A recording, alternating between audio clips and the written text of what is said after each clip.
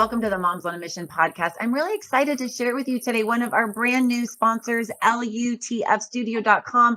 Our amazing producer, Inaz, is an incredible artist as well. She's a jack of all trades. And I just encourage you to go to that website and check out her work. She's amazing. And if you use the code MISSION, you get a discount. So just use that code MISSION at checkout. But that is LUTFstudio.com. Also, we are live on X, Rumble, YouTube, and also X American News. Check them out on X. They have a ton of followers and they share up-to-date cutting information. So go over there. And then also we'd be so honored if you like, share, follow, and subscribe to the Moms on a Mission podcast.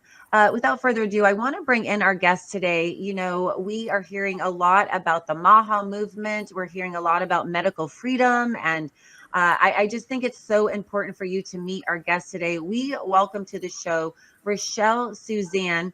She is from the very red state of Texas. And I don't find that surprising that she's dealing with this because I'm from the very red state of Oklahoma. And we have issues here in our state as well. And particularly with this subject we're going to talk about today. And so I want Rachelle really to be the one to share this story about this medical tyranny that she has been battling. So welcome to the Moms on a Mission podcast, Rachelle Suzanne. Hi, thank you. So I'd love for you to start out this interview today. I'd love for you to share your story before all the wheels on the bus fell off, before you were entering into the claws of this medical tyranny, like we were talking about before the show. And that was 2014. So what was life like for you and your family prior to 2014? Well, it was actually pretty hard. Lots of adversity had happened. So in 2009, my now ex-husband had broken his neck in an accident. And so we were really struggling with, just picking up pieces of our life and moving on. We had 3 small children, my 2 daughters, and then my youngest son, Samuel. And so, yeah, it was pretty hard at the time. But we were very health conscious, and I was very hands-on as a mom, reading research and trying to do the best I can to raise healthy, vibrant children. And so that's kind of where I was. I was also very passionate about what was in our food. And I was building a program called mygroceryplanner.com. It was a software that was going to help consumers vote for healthier food with their dollars and help them find what they can eat and not what they can't. So I was a very passionate person, aware that we were not being protected by our government and our food supply at the time. Yeah. So and I know we were talking before the show, I didn't really wake up to what was happening really until 2020. I think a lot of America can say that, but you were already aware with the food situation, things like that, about health and wellness. You're also a believer. And I know that it's important for believers. The Bible says that our bodies are temples of the Holy Ghost and that it's important, that we remain healthy, I believe. And so let's talk about what was the catalyst and what caused this trauma and this horrific experience that you've embarked on with your son, Samuel, in 2014. Yeah, unfortunately, I don't know what the cause was of it. I have some theories that I've looked back to try to figure out what was it, because I personally believe our bodies are created to heal and to not have all these problems. And so at the time, like I said, we were eating organic, we were making our own food, we were gluten-free, dairy-free, all the preservatives-free. We didn't have all that in our house. And so I was committed to health, and my children were thriving. They all were born very healthy, had no issues at all. But when Samuel was 6 years old, we were on WIC at the time because of the poverty situation with the income loss. And he was forced to get a vaccine at the time, which was, I believe, the Hep A vaccine, in order to get the food. At 6 years old, that's kind of when they aged out. So I took him, and unknowingly to me, I didn't think that was a danger. And so I went ahead and complied and gave him that vaccine. And that summer, he started to gain a lot of fluid, a lot of edema in his legs, got really heavy. I couldn't figure out what was going on. It finally came to a head in the fall, and he was diagnosed with a rare kidney disease called nephrotic syndrome. Or FSGS is what it turned out to be the next year. And so that's kind of where we were when he was 6 years old. Out of nowhere, we got hit with this completely random disease where they said there's no cause, no cure. And of course, with what I already knew about a lot of things, I was like, I'm not buying that. There is a cause, and we're going to try to find how to help him. But once you're in the medical system, that's not really the predominant thought. It's just how to manage symptoms and how to slow down the progression of the disease. That's kind of their thinking at the time. Yeah, and I think it's really important to note that you as a mom were just doing what you thought was the right thing. And I've heard you mention that you were just getting all of your kids' vaccines up to date before you moved. Yes. And I think that is you're just naturally doing what you do as a mom and as a caretaker and a nurturer of your family. That's what we do, right? We just get our kids' vaccines up to date. We don't know any different. And I have heard the same thing about that one particular vaccine and the potential connection to autism. And so I think that that's been the dialogue in my mom friend group as well, is like, just that's the one that you really want to be careful not to get. So you got all your kids' vaccines updated before you. I think I remember hearing you said that you left and you moved from Fort Worth to Dallas, and so that you were kind of rushing to get that done before you settled there to help with your husband's care. Is that right? Well, we were living in San Antonio. We were living in Bernie in 2009. And so when he had his accident here, I had rushed the girls to the pediatrician to get their vaccines up to date and knew no different. Samuel was different because he was only 15 months at the time. So he wasn't due for any vaccines at the time. He had all of them up to 15 months, except for when he was 2, we were supposed to give them MMR. In 2009, I happened to run across Jenny McCarthy's book with autism and the MMR. And I was like, wait a minute, I have autoimmune issues. My oldest daughter has autoimmune issues. I'm not going to give him the MMR. So I did not give him the MMR ever. I kept that one back thinking that I could protect my son from this epidemic that was happening that nobody really understood, you know? And so I thought the Hefe was probably safe. I thought all the other ones were safe. I thought that was the culprit of the autism issue. I want to fast forward though to let your viewers know that Samuel has now been diagnosed with Asperger's level 1, autism level 1, after he was mandated to get all the vaccines, including the MMR and a double dose of Hep B in 2019 and 2020 for transplant. I'm so sorry. Wow. It just astounds me. It really astounds me that the medical community can really say, oh, it's this or that, or they just, came down with this illness or whatever. And really they think we're stupid. And it's like, if this were their kid, there's no way that they would run that narrative and hang their hat on that crazy narrative that it's not from the vaccine. The community refuses to acknowledge it. They refuse to acknowledge it, but you cannot deny the testimonies of parent after parent after parent.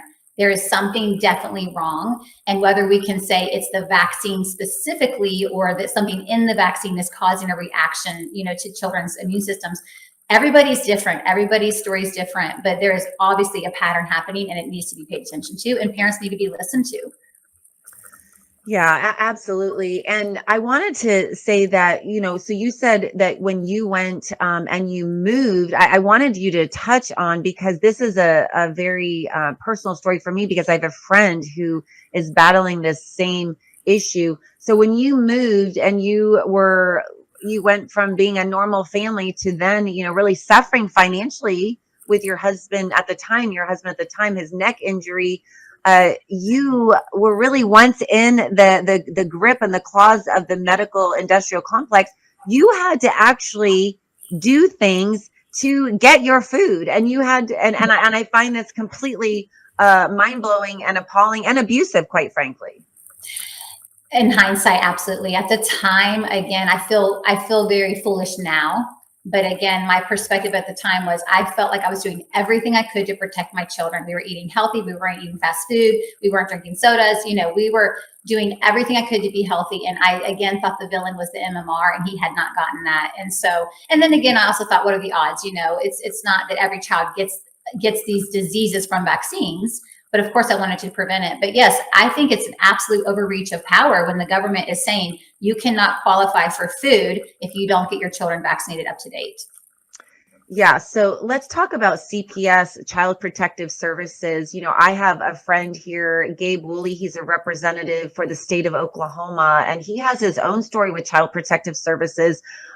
His sister had a baby that died, and the sister had dealt with drugs and things like that. And so what they did was they moved the child under the care of my friend's parents, and so the child was with the parents at the time. And so what they did was, after that child died, they took the other child out of the home, and the investigation has tons of holes in it, and it's just a horrible investigation. And so the other child that was living hasn't seen his mom and family for 7 years, and Mm. it's just it's absolutely crazy, the power, the unchecked power that Child Protective Services has. And you know, if you question them and you cross them, it's like, man, if they want to, you know, sling retribution your way, there is nobody to stop them, it seems. So I was wondering if you could share your personal experience with Child Protective Services, or the threat of. Yeah, I've actually encountered that a few times. First of all, I have a social work degree. I did my internship at CPS for the entire spring semester of my senior year. And I have to say, it was the Dallas CPS, and I have to say it was absolutely heartbreaking. I cried almost every day. They didn't end up hiring me out of the entire class. I was very offended by how things were run, how they would be dishonest with the victims that we would go interview. They would tell them something and then turn around and do something different. I looked at the records at the time, and even just, I know this sounds probably arrogant, but the misspellings and the lack of care and attention to the files was really frustrating to me. It seemed very uneducated. It also felt like the caseworkers are given way too many cases to manage. I mean, we're talking like double digits. And there's just not a way that you can humanly do a great job with that kind of a caseload. That was back in 1998. I don't know what's changed since then, but I do know that my internal experience there, I was very disappointed to find out that that's how that is run, because they have so much power. I think they should be held to a high standard. I do know that their goal at the time was to preserve families. And so it's very sad to hear that they have not been able to preserve that family. But I will say, for me personally, CPS has been used as a weapon, both with Cook Children's and with Dr. Kwan at Medical City, multiple times. I think CPS has been called 3 times. 2, I really believe it was from Dr. Kwan. 2 times it was threatened by Cook Children's. And 1 time, I think it was somebody on Facebook that is a stranger or a friend of mine who saw our story and made conclusions and called, to report things. And so I just think that it's very frustrating to have someone show up at your doorstep, and you can do nothing but answer their questions, and you have to sign a perpetrator admit. You have to basically, when they come in, you have to sign a form saying that you are the perpetrator. And it's kind of like, I'm not admitting to be the perpetrator, but just sign the form. It's what you got to do. I've recorded every time CPS has been at my house. I tell them I'm recording, and then they have to record as well to protect myself. But it's very, very intimidating, and it's a misuse of power whenever the doctor tells you they want to do something. And if you disagree with that doctor, then they can just say, okay, we're going to call CPS. And then they can try to force your hand. Every one of my cases has been a waste of time. They come out, they hear what's going on, they dismiss the case. It just wastes their time. It wastes my time. It wastes taxpayer dollars. I mean, it's just a total waste, but it is a tactic that is very intimidating, and it's incorrectly being used by the physicians. Absolutely. And it's just completely heartbreaking. What I would love for you to share the specifics of, I remember hearing about how they wanted you to, when Samuel had some labs that were a little off or whatever, but they'd been like that for quite a while. And then they urgently wanted you to be there. You were an hour away, and they wanted you to be there in an hour for labs that you said that you knew were false. And anyway, I'd love for you to share how they captured, really, Samuel after that.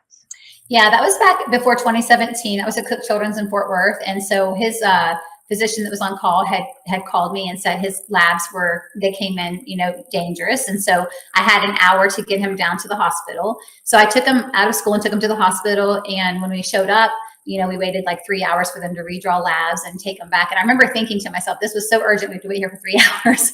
But we got the labs back. And sure enough, they said that it was in normal, it wasn't probably normal range, but it wasn't in a dangerous range. It was a bad lab that had been drawn. And so I thought, great, we can go back, and go back home. And at that point, the doctor on call, she said, well, since you're here, I want to go ahead and admit Samuel, because these other labs, his creatinine and his bun had been increasing, because with kidney failure and kidney disease, as those increase, the theory is that you're getting less and less function. And so she wanted to go ahead and admit him, because she thought that they were, on a steady incline, and she wanted to try Lasix albumin infusions to get that to go back down, which we'd been doing that for over a year with home health. And I didn't see a need to be in the hospital. and disrupt our lives. And so I said, no, thank you. That's not why we came down here. We came down here because you thought he was in critical shape. He's not. We've got our other plan that's working. I want to go back home. She left the room, got the social worker came in and handed me an AMA form, which is an against medical advice form. And she educated me and said, you are allowed to refuse the advice of this physician. However, once you sign this and you walk out the door, we're calling CPS. Wow. That had to scare the tar out of you. I was shaking. I had never heard of anything in my life like that. And that was, over 7 years ago. I've become educated since then about that. But it was terrifying. I called my husband at the time and I was shaking. Now he's in a wheelchair, quadriplegic at home, an hour north. My 2 teen daughters are in school. We finally got our lives kind of in a situation where we were finally stable. But I was the caretaker for our entire family and provider. And I couldn't just afford to just, physically, emotionally, financially, just live in the hospital with my son. Of course, I never, ever let my son stay at a hospital by himself day and night. So once again, I'm trapped in the hospital with him for 5 to 10 days, can't go home, and I'm remotely taking care of my family remotely. Wow. And then we got the bill. It was $1,400 is what our part of that bill was, which made me even more angry because I felt like, how can they force your hand to go and then you have to pay the bill? And what was interesting about that situation, I think in that situation, we stayed 5 days before I finally just kind of said, I want to talk to patient advocate. I want to get out of here, get us out of here. And that was one of the first times I started to assert my voice in a way that I thought, this is not okay. My life is falling apart while they just do their trial and error, and my son is suffering at their trial and error. He's not a lab rat, and this is not effective. I'm watching the labs, nothing's improving, nothing changed. From the beginning to the end, nothing changed. His creatinine bun did not get better. So it was a total waste. I appealed the bill. I lost the appeal. They just called me back and said, well, the doctor said it was medically necessary. Wow. And so there you go. That's it. He said it's medically necessary. So that's how it's going to go down. Correct. So when you first, when Samuel, he had these, the vaccines, not obviously not the MMR, but the others. And then was it about like 6 months until, you started seeing, like, what was the sign that you first saw that made you think, oh my gosh, he's having a reaction possibly to the vaccine? Well, I haven't shared this yet, but when he was 2 and we got his vaccines, right when I read that Jenny McCarthy book and I took him for his 2-year-old vaccines in Dallas, we were, transfer patients while Scott was hurt. He had a reaction at that point to the vaccines. We did not get the MMR, but he had a distended belly. He started having diarrhea. He had a rash, full body rash. And so I knew he had a reaction to the vaccines at that point. I took him to the pediatrician to see what was going on. Nobody knew what was going on. That kind of went away. I forgot about it. We moved on. So that's worth noting. I think that, and I don't understand the ins and outs of this, but I think once your child has a vaccine reaction, I think it's really important to report it and to write it down. So you can then move forward and show people that we had a reaction. So they might listen to you more than they have me to say, okay, there's a reason she doesn't want to do this again. Mm-hmm. But when he was 6, we had that vaccine in March, before his birthday, his 6th birthday. And then he was in the hospital September 1st of that year. So the signs were basically he had lots of swelling, his scrotum swelled, his eyes swelled, lots of edema, and he was vomiting and was lethargic. And yeah. So wow. So that's interesting. So immediately after that vaccine, there was a response, and then years later, that's when the more pronounced with the swelling and things of that nature.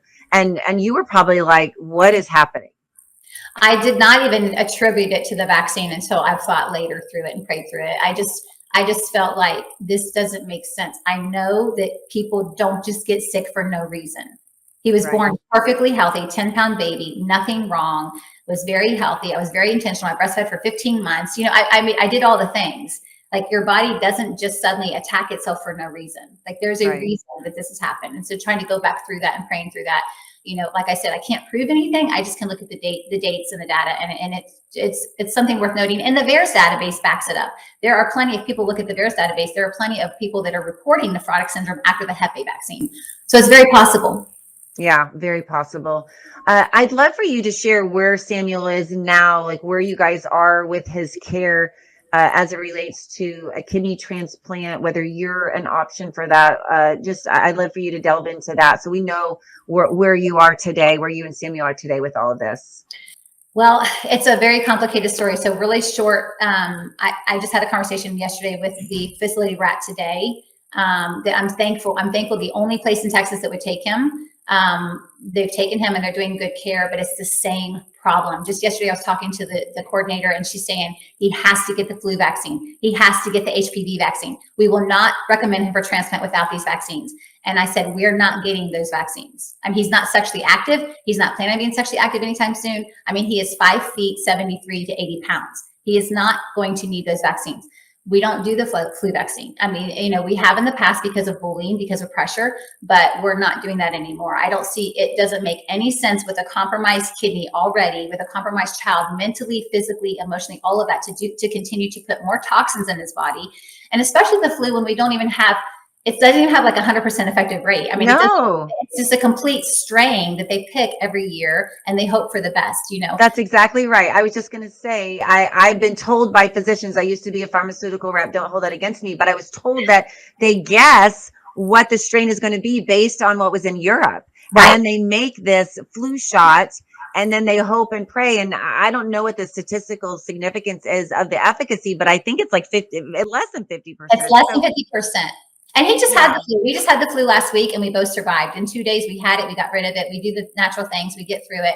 And but her reasoning is, well, these are mandated by the National Registry, which I asked, who is the National Registry? She wouldn't tell me. She went to a different topic. But she said anything that could kill him after transplant, he has to get those vaccines. I disagree with that thinking completely. I think Yeah.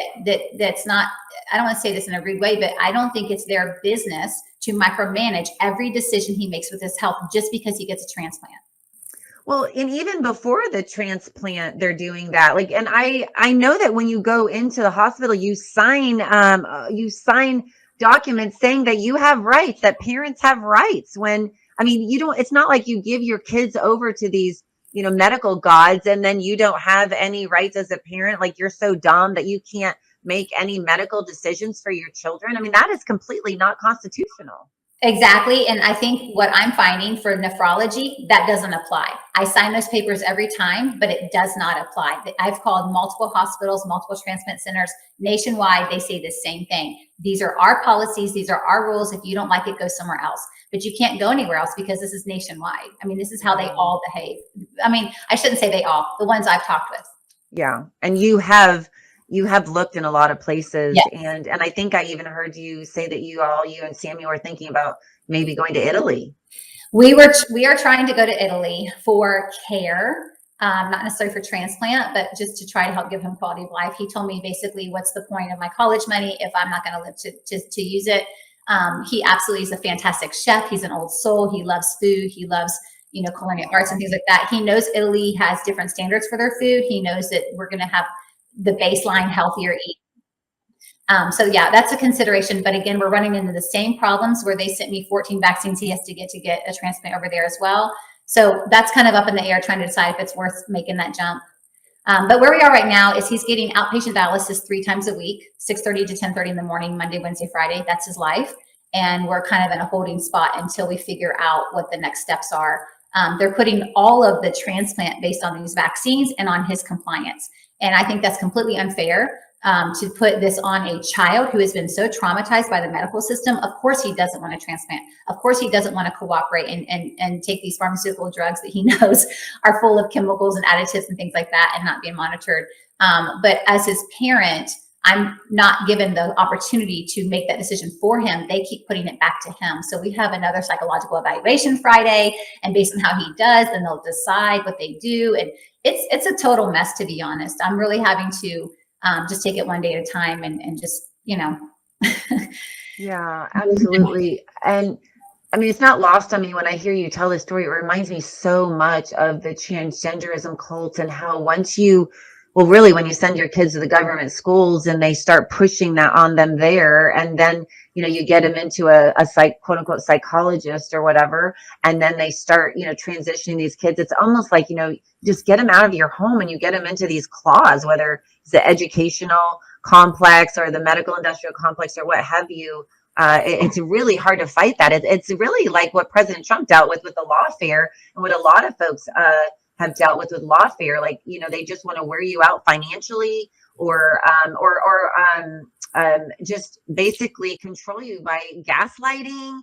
And here you are, injured from the injection, and then you don't want steroids and you don't want more injections, and yet they're telling you, you're crazy, and that you can't do whatever you want. You can't get food, like Wick was telling you. So Right. I was just wondering, how can folks support you? I know you have a Give Send Go, givesendgo.com/saving Samuel, givesendgo.com/saving Samuel, and then also RachelleSuzanne.com to learn more about your story. But I just am asking our listeners today, our audience, to love on you today and to do what you can, because it's not just medical bills, but then you also have legal bills. You also, have just regular living expenses as well. And Rachelle, I don't know how you have survived this. You have to have a spirit and a heart of steel. I think the average mom would crumble. The average anybody would crumble under this. And I just can't believe that you're still standing, you're still smiling, and you're still fighting for your son. And I'm just so proud of you. And I will absolutely be donating as soon as we get off. And so I encourage our listeners to go to givesendgo.com/saving Samuel today. Even if it's $5 or $10, if we all do a little bit, it will it'll all add up. So I just believe in the power of God, and I know that it must be God that has sustained you. Absolutely. I mean, it really is. And I do have days and moments I crumble for sure. So I just absolutely am thankful for your support and the voice and the opportunity to do this. I really appreciate your listeners as well. Anything that you guys do to pray or support would be very helpful. I do have all my insurances, my house, my car, finally back up to date, my electric bill, things like that were kind of, because we were stuck in the hospital for 104 days and, the fall. And so everything kind of started to crumble there.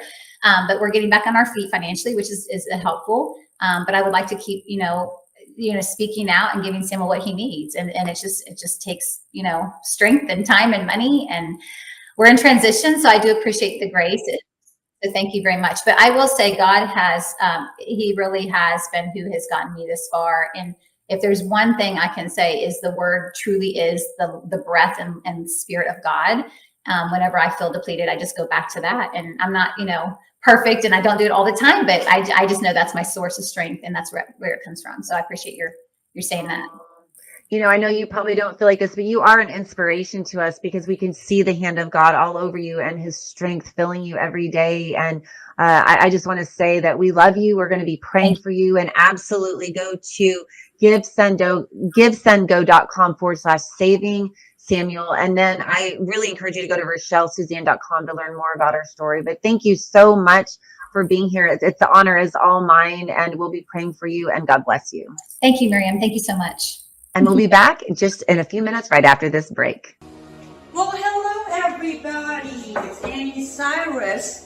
Welcome to my art studio where all the magic happens. This is the station for painting, and that is the station for all the resin art I do.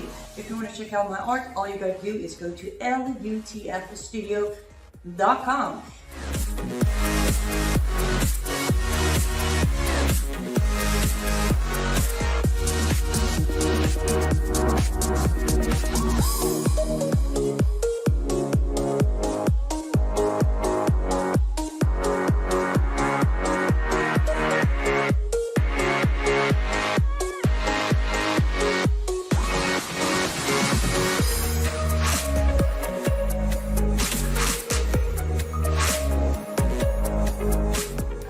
Finish this painting, but I'm sure for this, I hope I'll see you at lutfstudio.com. Welcome back to the Moms on a Mission podcast. Rachelle Suzanne, thank you so much for joining us today.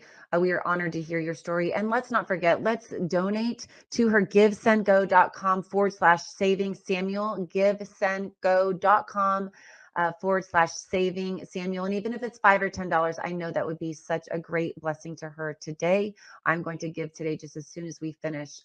I wanted to talk a little bit more about this whole vaccine topic, because I know for me, I did not wake up until 2020. And I wonder if a lot of you, if that was the same for you as well.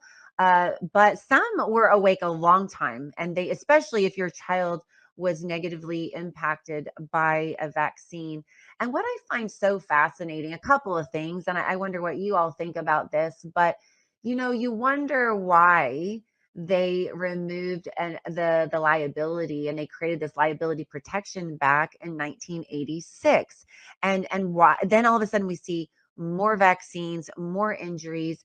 And it's so fascinating to me that they needed to do that, number one. And now that they are protected from any liability at all, you heard this woven through Rachelle Suzanne's story, is that they could use this power, if you will, this mandate that your child has to be vaccinated before they can do X, Y, Z. And so I find it very interesting that that groundwork was laid before the toxic COVID injections were then mandated.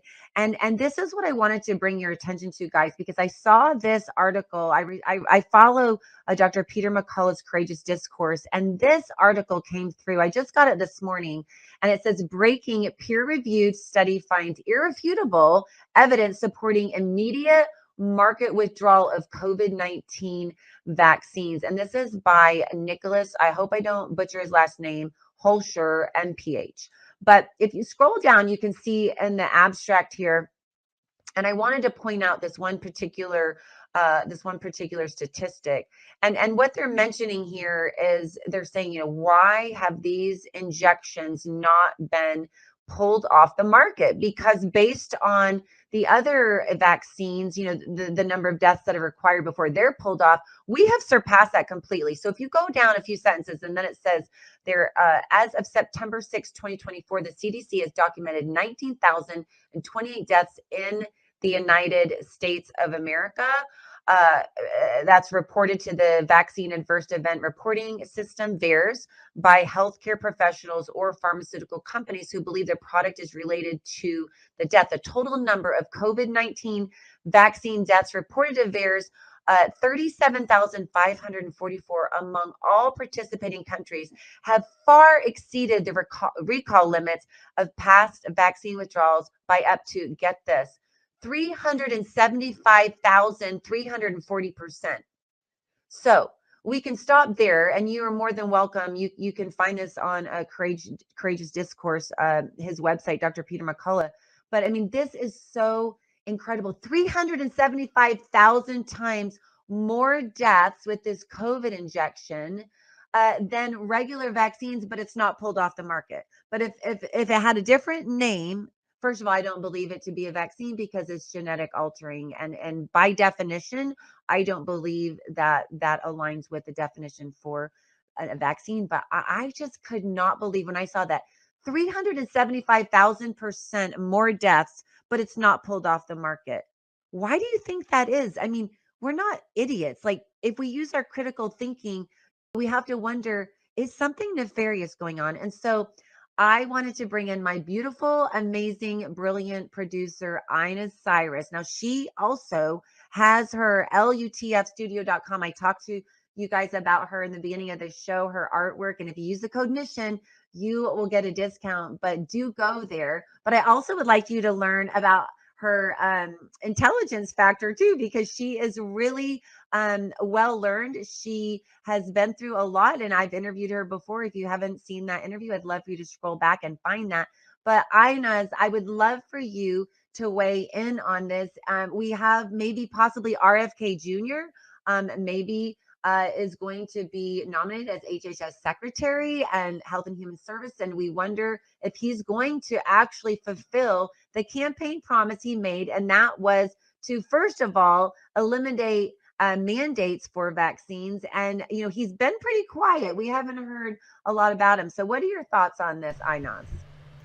Well, thank you. What you call intelligence, a lot of people think I'm just paranoid. It's paranoia. It's not intelligence. But Wow. it's I was listening to you and Rochelle, and the first thing that came to mind is I pray that President Trump will deliver on his promise. What promise? To make sure RFK gets in confirmation. And then after that, I pray that RFK will deliver on his promise of banning all mandates on all vaccines, because the promise wasn't just COVID vaccine. He said he's just going to lift the mandate for all vaccines. Now, I'm going to give you my positive attitude of, we pray and this will work out, and hopefully it does. But here's another thing. Let's say for whatever reason, left will stop RFK from, they won't confirm him, whatever the case might be. But I'm thinking, President Trump already, a day more than a week in the office, and he's done some good signing of executive orders. Mm-hmm. Now, some of them I really credit him for doing immediately. Some of them is still kind of like, who cares? But one of the things he could do as an executive order, Miriam, is sign an executive order lifting all mandates of vaccine. Absolutely. He can do that. Why is he not doing it? That's such a great question, Inaz. That is a great question. Honestly, I hadn't even thought of it, because I think they're just, maybe not even consciously, but it's almost like we're trained to think, oh, it has to be from the person in HHS. It has to be that person. It has to be, that you almost just think that naturally. You don't even think, oh, why couldn't you do an executive order? Here's the thing. One, from what I understand, there's almost like maybe 1% of things that he can't use his pen for, which we've seen other presidents do it anyways, right? Yeah. But now here's where I'm going to go a little bit of an unpopular opinion, which I know I'm allowed to do on your show, because, we're free to say what we think. That's right. What are the possibilities he's not doing executive order? Because day 2 or day 3, he had the tech bros out there talking about an AI-made mRNA cancer vaccine. Well, if we lift the mandates and then we release this new mRNA vaccine, then we just kind of worked against our own investment. I said what I said, ladies and gentlemen. It's time to be very vigilant. Are we happy President Trump is in the office? Yes. Well, some of us are more concerned than others. But bottom line is, government is government. We're in America. We know how one government can literally pull the rug from underneath us. So I think, even though we're very close, within a day or two, we know if RFK is confirmed or not. But I really think, Miriam, it's time for people to start voicing their concern and then pushing for executive order if needed. I think you bring up an incredibly valid point. And we're seeing this all over X, which is very fascinating to me, about Larry Ellison from Oracle. And he is talking about this customizable, yes, that's the word, a customizable mRNA cancer vaccine that is customizable to you, and you can get it in 48 hours. It was unbelievable to me that we're just talking about gene altering and gene editing, quote unquote, vaccines, like we're talking about just the weather or something. Like it's and actually they're quite excited about this. And to me, it's so concerning after we saw what happened with these toxic COVID shots that we're not banning mRNA technology. We should be banning all of the mandates. We should be banning mRNA technology. I mean, the data is there. I mean, it's not very hard. I mean, Dr. Peter McCullough has been sharing. There are lots of physicians who have been talking about this and how negative and how and like I shared with you, like the stats are that this has been so deadly, and yet it's not being pulled off the market. And I think you raise a very valid point. I'm really concerned about the tech bros and these technocrats who President Trump has not just aligned himself with, but I mean, they are in the government and maybe not technically, but they are really strong consultants for the government. And you just wonder, with all that power that Elon Musk has been given, and with all of his government contracts he already has, all the money he's made off all these previous contracts, it's so fascinating now that AI is just suddenly exploding that now, and I know it's Larry Ellison with the vaccine, not Elon Musk, but they're all proposing these quick, vast advancements with AI. And so I think that we are on the cusp of something really, really huge here. And I think it's really important, like you said, be positive, pray, but also be vigilant with critical thinking and watching and reading and knowing the truth so you can speak the truth. That's how, we help fight this thing. Exactly. And you brought up a great point. Yes, Elon Musk is all about AI. Elon is more into let me make robots that's going to replace your wife and husband and girlfriend and maid, right? That's where he's at. Let me get you a car that doesn't need a driver so you can go get drunk and take the back seat and go home without getting a DUI. But Larry Ellison, after studying him, me and you, we have talked about him off air, Miriam. The guy is a monster. You watch a 1 hour, 14 minutes of his as recent as I think 4 months ago, Q&A of his own company talking to the next generation of Elon Musk's coming up and telling him, if you spend $100,000, you're in the race. What he is literally admitting that there is a new race coming. What race do you think that is? When he says we're going to replace all the nurses, all the surgeons, all the workers at hospitals. But in order to do that, we're going to have to literally absorb. And the way he describes it is they're going to literally put nurses, doctors, surgeons, everybody on their machines and suck the knowledge and intelligence out of their brain, turn it into data for their robots. Miriam, to be very blunt, if any of these words came out of anybody in Obama or Biden's regime, we would be fired up. The only reason we're not is because, unfortunately, we feel like if we say anything negative about the candidate we supported, then we are somewhat admitting to making a mistake. And Lord forbid if Republicans or conservatives ever make a mistake, right? We don't do that. So bottom line is, treat them all the same. Yeah. Treat every government, every administration the same. And this is how we got here. That's how we got here. We favored our own candidates. When our favorite congressman did something wrong, we brushed it under the rug. It's time for America to become one voice, as you said, and that is voice of freedom and truth. That's right. And we do have to have that as our mission, not a party, not a letter, not our, and not even like independent. I mean, actually, I think you're quite independent when you're thinking critically like that.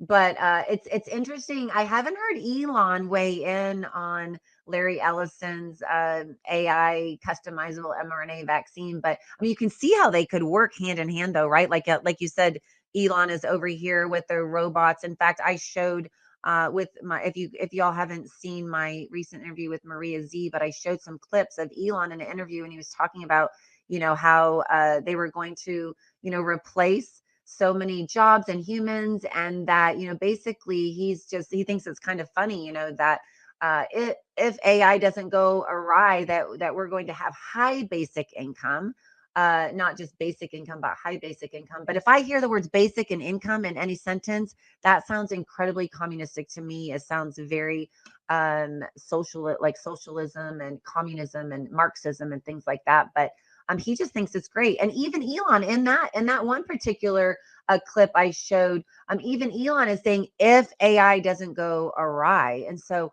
I really agree with what you're saying, and I can't echo that sentiment enough by saying we have got to be truth and freedom seekers and not party seekers, not people seekers and name seekers, and just be humble. Like, so what? We elected, who we really the lesser of the two or two evils, right? Like, we elected who we thought was best, which he was the best candidate, President Trump.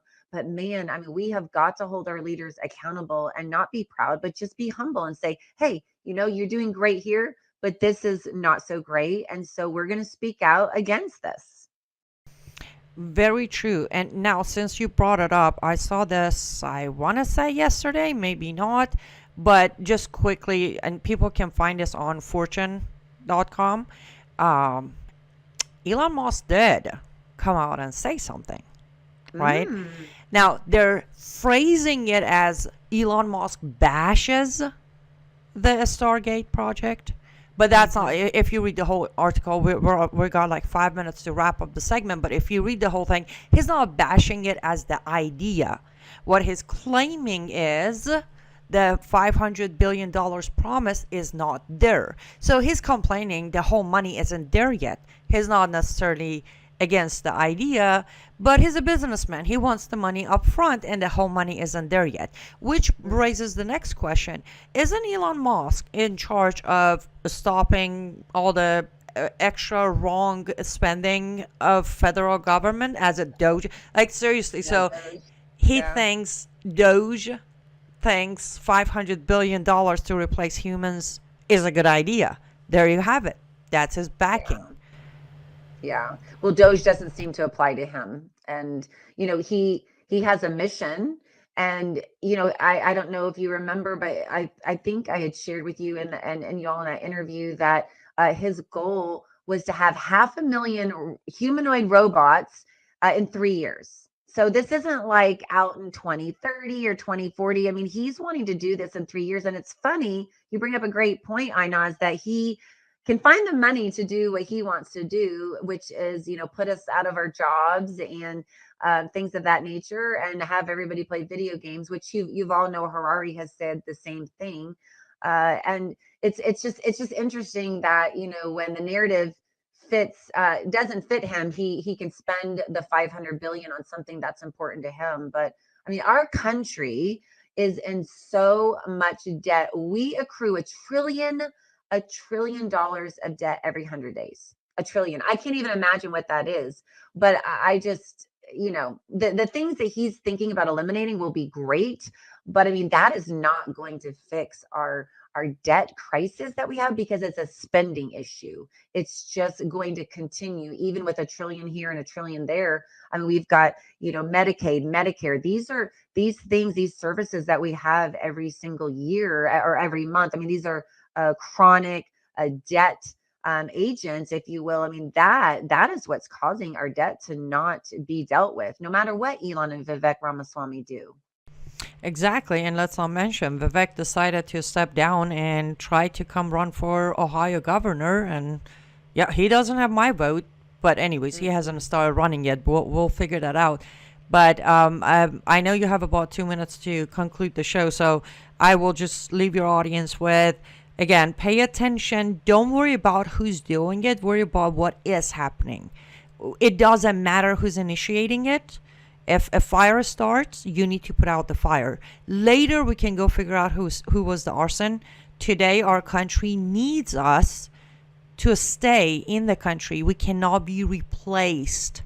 We should not be replaced. They are trying to become God. They're trying to replace what was created in God's image by creating their own unique image that will control us. And it might sound crazy, but it will happen if we don't pay attention. Yeah, and this is not a new battle. I mean, we can look back to the Tower of Babel. I mean, man has always wanted to be a god from day one. I mean, that was the whole reason Lucifer was kicked out of heaven and became Satan, because he wanted to be like God. So this tale has been occurring all through time, from from the moment of creation, or when Lucifer got kicked out. So it's nothing new, but we are required to speak out. Ephesians 5:11 says, "Do not participate in the fruitless deeds of darkness, but rather expose them." And that's what we're all about on the Moms on a Mission podcast. So thanks for joining me today, Inaz. I really appreciate you weighing in, and your educated opinion is always welcome here. And don't forget, go to lutfstudio.com, lutfstudio.com. I am going to say you're welcome before you even go, because it's absolutely beautiful. And use the code MISSION for a discount at checkout. And then also don't forget to support Rachelle Suzanne, givesendgo.com/saving Samuel. And then also her website, RachelleSuzanne.com. Thank you guys so much for listening. It was a pleasure to connect with you today, and we'll see you next time.